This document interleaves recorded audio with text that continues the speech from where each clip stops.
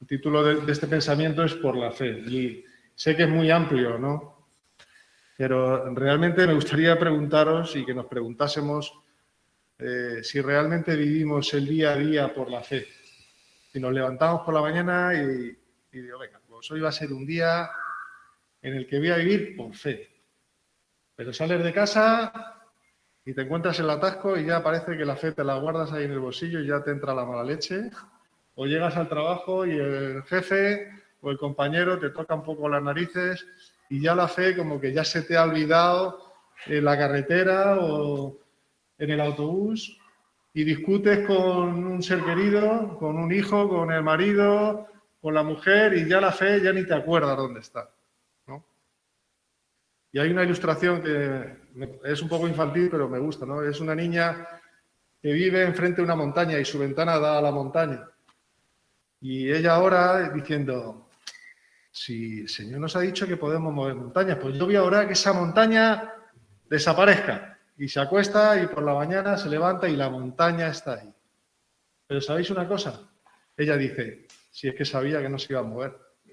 Entonces, a veces vivimos así y oramos así, sin pensar que Dios puede obrar por la fe. Si tuviese fe, ¿no? Como este grano de mostaza. Pero a veces esa fe no la llevamos a esa práctica, ¿no?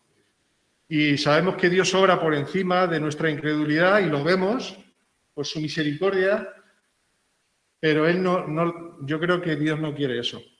Dios quiere que vivamos con una confianza absoluta en Él y una dependencia, pues como la misma dependencia que buscamos en nuestros hijos, que dependan de todo de nosotros, o las personas mayores cuando están a nuestro cargo, pues que dependan y que confíen y que no tengan miedo de que no vamos a cuidar de ellos o no le vamos a alimentar o le vamos a meter la mano en la tarjeta del banco, ¿no? Que confíen plenamente, ¿no? Pues Dios quiere eso. Entonces, el texto que tengo, que nos lleva al texto principal, era uno que conocemos muy bien en Hebreos 11, que habla de los héroes de la fe. Claro, cuando nosotros nos comparamos con los héroes de la fe, pues nos quedamos como a ras del suelo, ¿no? Y sobre todo si leemos algo así, Hebreos 11, 33, dice que por la fe conquistaron reinos, hicieron justicia, alcanzaron promesas, taparon bocas de leones. Claro, cuando nos comparamos con estos héroes y estas heroínas de la fe que salen en Hebreos 11, pues la verdad que uno se pregunta, bueno, ¿y qué hago yo por la fe? ¿Cómo vivo yo por la fe? ¿Realmente mi fe se transforma en hechos concretos y visibles en mi día a día, en mi trabajo? Pero esta historia nos lleva a estos que taparon bocas de leones. ¿Quién tapó bocas de leones? Daniel, muy bien. Pues vamos a Daniel 6. Vamos a Daniel 6. A ver si lo encuentro. Aquí, Daniel 6. La verdad que me gustaría leer todo el capítulo, pero como no puedo hacerlo, pues intentaré resumiros un poco, ¿no? Pero si vamos al 6:22, dice, ahora os explicaré por qué Daniel acabó en un foso con leones, pero dice el 22, mi Dios envió su ángel que cerró la boca de leones y no me han hecho daño alguno porque fui hallado inocente ante él, tampoco ante ti, oh rey, he cometido crimen alguno. Entonces, ¿quién tapó la boca del león? Daniel, el Señor, el ángel que aparece en el texto. Realmente, Hebreos dice que taparon bocas de leones porque la fe de Daniel es real. O sea, si Daniel fue librado en aquella ocasión de los leones o los amigos de Daniel en el horno de fuego no fueron quemados, fue porque tuvieron fe, ¿no? Y ahora veremos un poquito la historia. Entonces, para poneros un poquito en contexto, Daniel es uno de los 3 gobernadores que tiene el rey Darío, el rey del imperio medo-persa, que habían conquistado Babilonia en el 589 Y estamos hablando de un rey muy poderoso, pero muy, muy poderoso. Y entonces el texto nos dice que él tiene 120 sátrapas, que son, pues, ministros que tiene a su cargo en el reino para hacerse más grande y enseñorearse más, y tiene 3 gobernadores, y uno de ellos es Daniel. Daniel, como sabemos, es creyente, es judío, ¿no? Entonces, ¿qué ocurre aquí? Pues que estos 120 se dan cuenta que el rey tiene un preferido, que es Daniel, y se reúnen y dice, mira, nos tenemos que quitar a este del medio. Nos tenemos que quitar a Daniel del medio y vamos a ir al rey y le vamos a decir que haga un decreto para aquellos que están incumpliendo las normas, pues sean quitados del medio. Entonces, ¿cómo podían cargarse a Daniel? Pues a Daniel se lo podían cargar, nos cuenta el texto, es por medio de su fe, porque era intachable. O sea, su reputación, su sabiduría, sus habilidades eran tan grandes que el rey había pensado ponerle al cargo de todo el reino. Esto nos hace pensar también en José, ¿no? En la historia de José, con Faraón. Entonces van a atacar en el único sitio donde pueden, es a la fe de Daniel. Y esto también nos habla de nosotros. Somos atacados por aquellos que nos conocen, somos señalados, y como vamos a ver más adelante, cuando Daniel es arrojado y viene el rey a ver si los leones han hecho su trabajo o no, pues vemos que el rey se acerca a este foso y dice, Daniel, te ha salvado este rey, tu rey te ha salvado, posiblemente porque Darío ya sabe lo que ocurrió en el horno de fuego, donde Sadrach, Mesach y Abednego no fueron achicharrados. O sabía también que Daniel había interpretado el sueño a Nabucodonosor y sabía que Daniel tenía algo especial y por eso el rey tenía este favorito, ¿no? Entonces nosotros día a día también somos atacados y somos señalados. Y ¿sabéis una cosa? La promoción despierta envidia, despierta celos, incluso en la iglesia. Incluso en la iglesia, desgraciadamente, aunque nos parezca surrealista. Cuando uno es promocionado, pues se despiertan los celos. Y la manera de hacer daño, pues es ir a por esa persona con falsas acusaciones. Entonces, el decreto que se le pide al rey es que le dicen, hay una persona o hay personas que no te adoran. Y aquí vemos una figura importante y es que los reyes en la antigüedad y los persas en este caso, pues se creían no solamente reyes, sino sacerdotes. Se creían intermediarios entre lo divino y el pueblo. Y bueno, pues Darío tenía poder.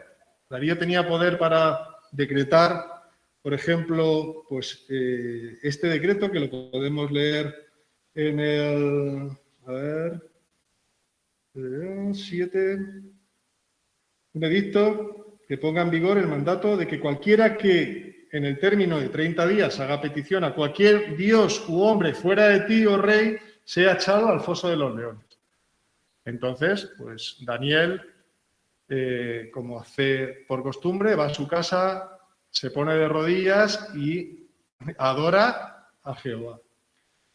Y esto se ha usado para acusar a Daniel de que oraba en público para ser visto. Pero es totalmente absurdo, porque no se puede aplicar aquí así. O sea, Daniel era una persona importante y era observado, y Daniel abrió las ventanas de su residencia, donde también sería observado, y mirando hacia Jerusalén, pues él oraba. Entonces fueron al rey y le dijeron, pues que sepas que Daniel es el que está incumpliendo este decreto.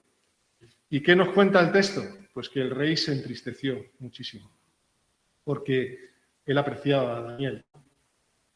Pero también vemos que es curioso que Darío no puede revocar el edicto que ha decretado. Pero vamos a ver, ¿no es un rey superpoderoso? ¿No puede él revocar un edicto injusto? Pues desgraciadamente no. ¿Y sabéis por qué? Porque Darío no era otro que un miserable pecador, y un incrédulo, y un pagano, y un esclavo de su condición. Y esto nos tiene que llevar a pensar en aquellos que nos hacen daño, que son unos condenados a muerte, y no a muerte, sino a muerte eterna. Y tenemos que sentir lástima por ellos. Cuando seamos dañados y seamos atacados y seamos acusados con falsas acusaciones, tenemos que sentir tristeza y angustia y dolor por estas personas que se van a un infierno sin Cristo. Y este rey, con todo el dolor de su corazón, tiene que decretar que Daniel acabe en ese foso con los leones. Y Daniel es arrojado a ese foso. Y se le pone una piedra y se le pone un sello real. Y el rey se va a su casa, nos cuenta el texto. Y esa noche no puede dormir y ayuna. Que me llama la atención que este rey tan poderoso, en vez de irse a su casa o a su palacio a pegarse una fiesta con sus concubinas y con sus amigos, se fuese a ayunar. Algo que deberíamos de practicar mucho nosotros también. Y buscar al Señor y ayunar del móvil, de Netflix, de la telenovela, del fútbol, lo que sea. Pero el rey dice que no comió y no durmió esa noche. Y a la mañana siguiente fue corriendo y nos dice el texto, vamos a leerlo si queréis, en el...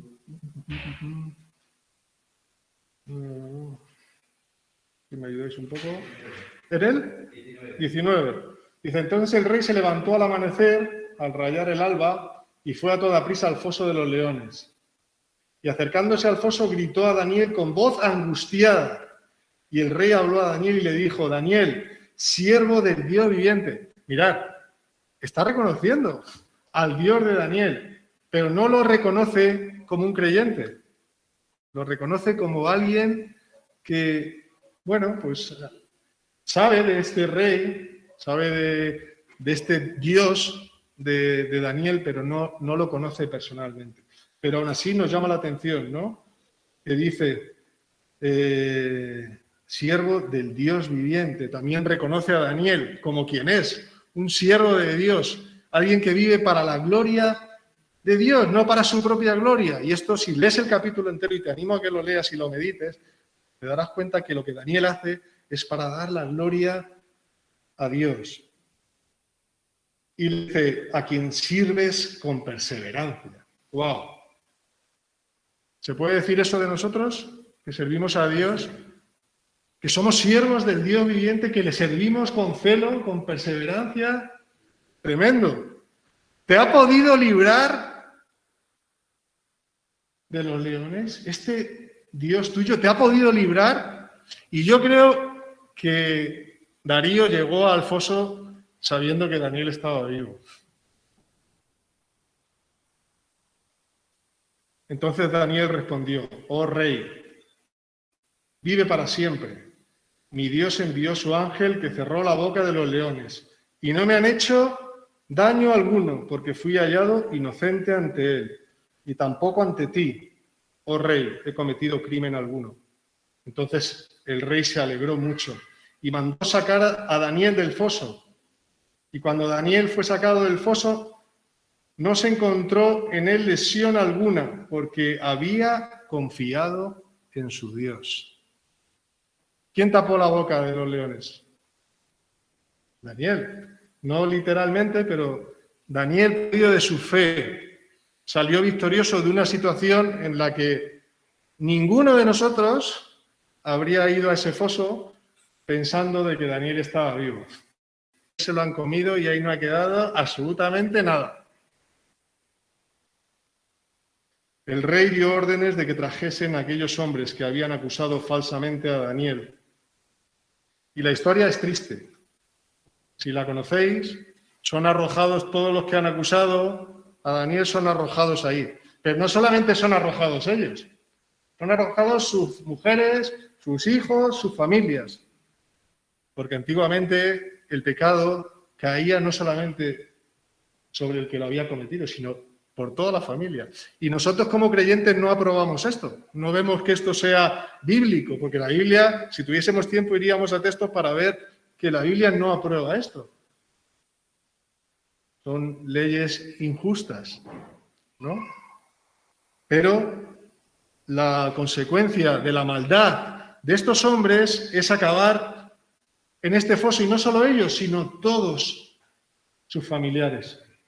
¿Y esto qué nos enseña también? Pues que el fin de todos los que no han doblado sus rodillas en este mundo, un día las doblarán, pero quizá ya tarde para condenación y para declarar como Darío, tu Dios, el Dios de Daniel, este Dios y al que sirves, ¿no? Siervo del Dios viviente.